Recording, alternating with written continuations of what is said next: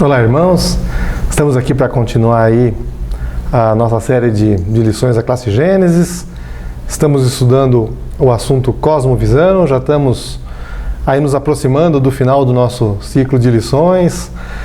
E para situar a mim e aos irmãos sobre o assunto que a gente vai ver hoje, que é especificamente como formar uma cosmovisão cristã, ou como desenvolver melhor, talvez, cada um de nós, a cosmovisão cristã, eu queria primeiro lembrar rapidamente tudo aquilo que a gente já viu, por todos os assuntos que a gente passou, para a gente poder ter aí um contexto do que a gente vai fazer hoje. A gente começou deixando claro que existe uma cosmovisão cristã, que ela impactou tremendamente a humanidade. A gente explicou o que é cosmovisão, é uma forma de ver o mundo. A gente explicou aí, então, como essa forma de ver o mundo dos cristãos transformou a realidade, transformou pessoas, definiu um tipo de pessoa que é o seguidor de Jesus Cristo, dito cristão. A gente viu também que qualquer pessoa tem uma cosmovisão, qualquer pessoa tem uma forma de ver o mundo específica, às vezes ela sabe, às vezes ela não sabe que ela tem uma cosmovisão, às vezes ela não sabe nem qual que é a cosmovisão dela, mas todo mundo tem uma cosmovisão. A gente viu o que caracteriza cosmovisões em geral, quais são as características da cosmovisão cristã. Vocês lembram que a gente falou sobre algumas perguntas que toda cosmovisão busca responder? Qual o sentido do mundo, de onde o universo veio? Qual a finalidade de tudo isso? É possível saber o que é certo e o que é errado? Como saber o que é certo e o que é errado? O que vai acontecer depois da morte? Esse tipo de pergunta, toda cosmovisão busca trazer uma resposta. E a gente viu quais são as respostas a essas perguntas que a cosmovisão cristã traz. A gente aprendeu também que o centro da cosmovisão cristã é Deus, que tudo gira em torno de Deus, que todas essas respostas que a gente deu, ou que a gente pretende dar conforme a cosmovisão cristã, elas passam, começam, terminam em Deus.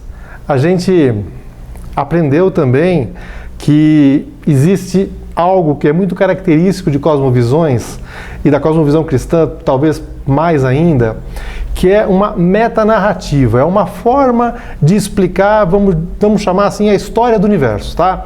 Toda cosmovisão explica a história do universo, o que aconteceu, e a gente tem aí a metanarrativa da cosmovisão cristã, que é sintetizada aí basicamente em 4 conceitos: criação, queda, redenção e restauração.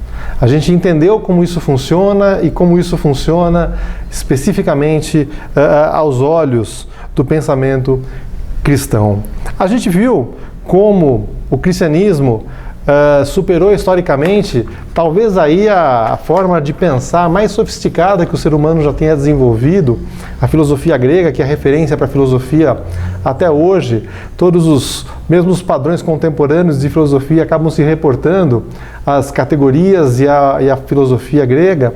O cristianismo chegou e, vamos dizer, não é que apagou, mas superou em aceitação a cosmovisão, a metanarrativa da filosofia grega. A gente viu os impactos que isso trouxe sobre a humanidade. A gente viu que não dá para a gente falar em democracia ocidental, não dá para a gente falar em direitos humanos, direito das crianças, direito da mulher, não dá para falar em direitos do estrangeiro, não dá para falar em uma humanidade como um todo, se a gente não colocar o cristianismo na história.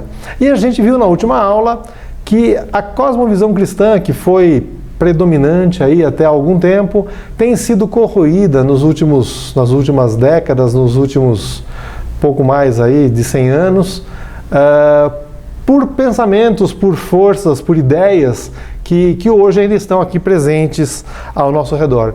E eu acho que esse é um bom lugar para a gente começar a desenvolver a ideia de como que eu formo uma boa cosmovisão cristã, como que eu melhoro a minha cosmovisão cristã. Porque Se a gente trata sobre o que está erodindo, o que está afetando, minando a cosmovisão cristã, a gente automaticamente vai entender processos que podem melhorar a nossa forma de ver o mundo conforme as Escrituras.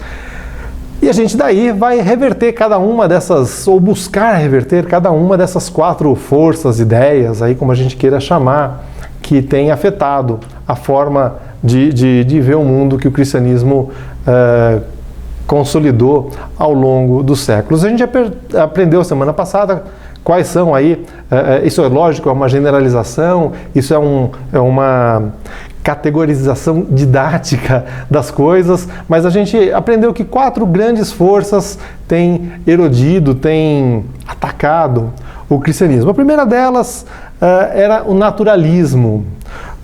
O pastor Davi explicou o que é o naturalismo. Não é a rejeição da natureza, mas é a rejeição, o naturalismo é a ideia de que a natureza é apenas, tudo que existe é apenas a natureza. Não há nada que não possa ser apreendido pelos sentidos, não há nada que a ciência não possa explicar. E isso, gente, é um grande absurdo. O grande sucesso que a ciência experimentou aí ao longo dos séculos, principalmente, vamos dizer, 19, 20 e 21, se deveu ao fato da ciência permanecer dentro do seu objeto e do seu método de estudo. A ciência, enquanto permaneceu observando os fenômenos da natureza, explicando-os, empregando o seu método, ela foi muito bem.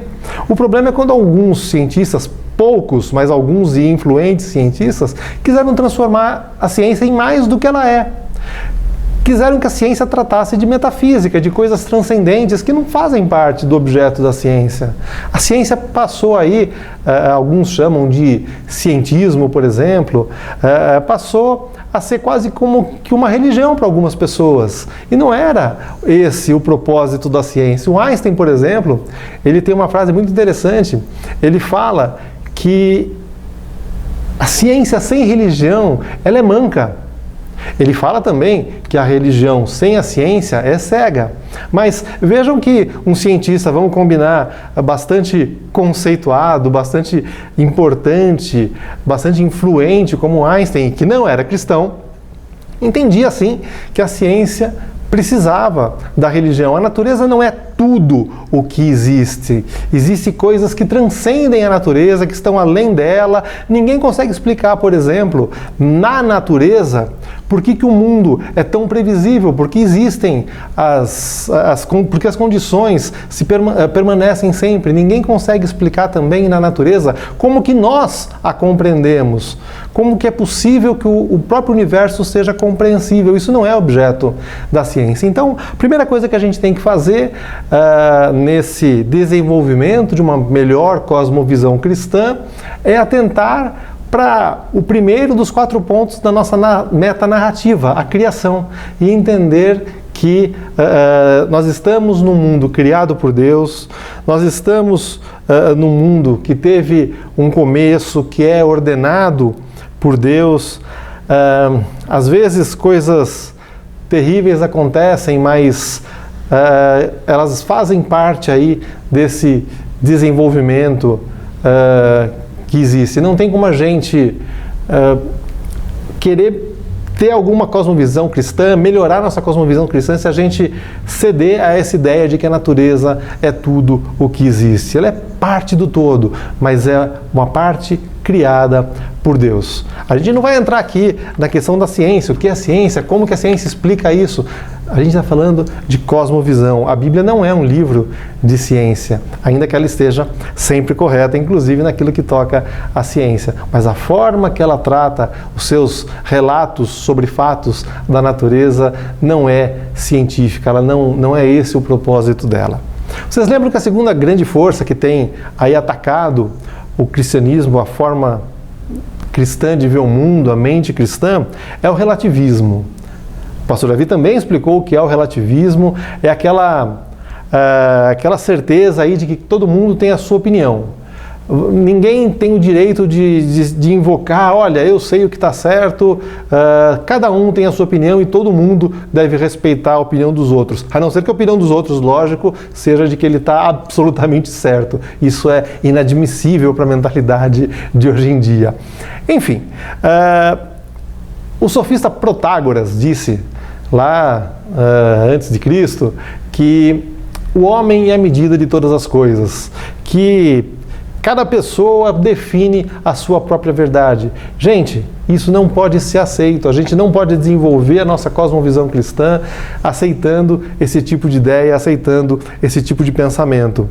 Aliás, na metanarrativa da cosmovisão cristã, a queda ocorreu justamente porque o ser humano, porque o homem não quis aceitar que Deus lhe dissesse o que é certo e o que é errado. O homem achou que ele tinha direito de ter a opinião dele e que a opinião dele fosse levada em consideração. É lógico que em algumas coisas a gente tem que realmente respeitar a opinião dos outros, aliás, respeitar as pessoas sempre.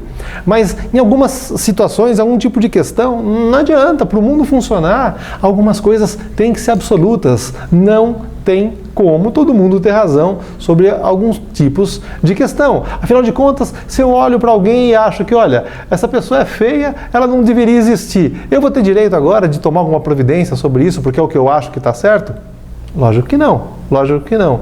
Então, precisamos rejeitar, além do naturalismo redutivo, de achar que tudo se restringe à natureza, a gente também tem que rejeitar o relativismo moral de que tudo pode estar certo, depende do ponto de vista das pessoas. A gente já tem aí criação e queda.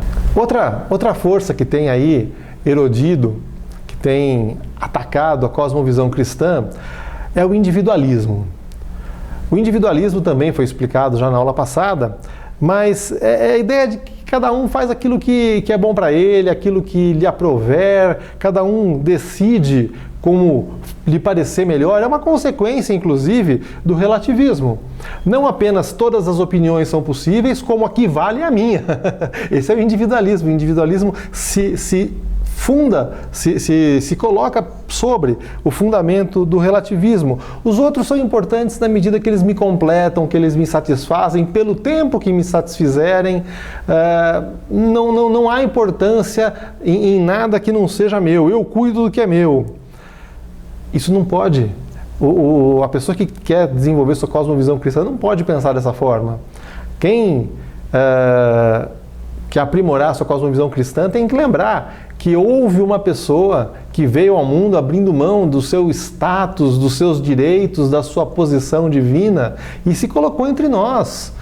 Viveu como um ser humano como outro qualquer, experimentou aquilo que a gente experimenta, sofreu e morreu entre nós por amor.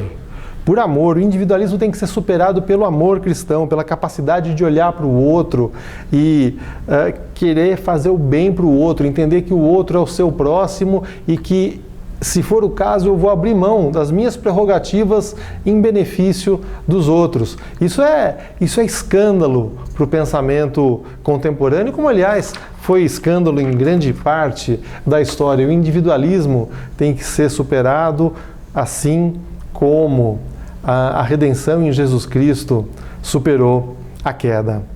Por fim, a gente vive na era aí da paz e prosperidade.